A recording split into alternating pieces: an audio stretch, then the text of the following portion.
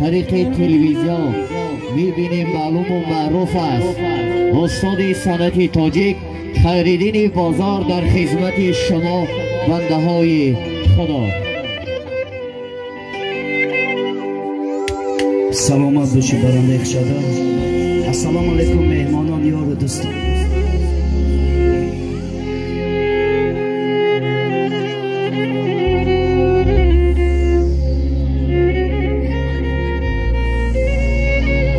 السلام علیکم مهمانان یار و دوستان، تمام خیش تبار اکای عزیز مراد، همه شما رو به بزم خرسندی دادرچه ما آیت الله جان خوش آمدید گفتن.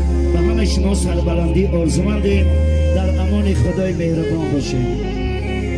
داماد و عروس با همدیگر پیر شویم، در عالم عشق خود جهانگیر شویم. 100 ساله شوید و بعد از آن پیر شویم. هر سال در این خانه دسته توی شود، مانند خواهر جان و آیت الله جان چگونه خوشروی شود. 100 ساله شود و بعد از آن پیر شود. از طرفی همسیفا، همکارا، یار و دوستا، همسایه‌ها خواهشمندیم برای بزرگی اکایی عزیز مراد و آیت الله یک قرصه که بردوام کمیته دره رومی شود.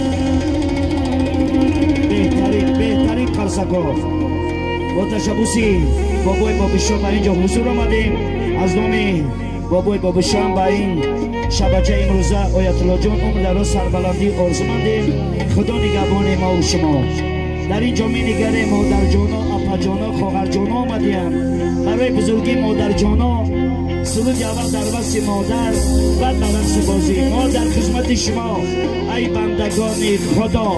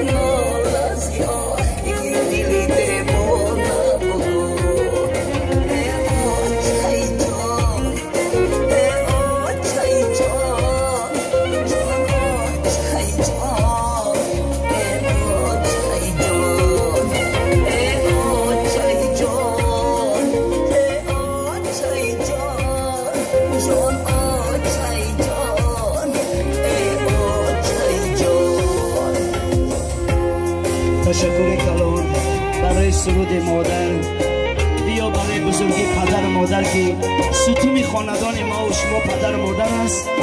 یک کلسه که خود را دریغ نمیداره. سلامت باشین. توی دو درچه ما مبارک شود.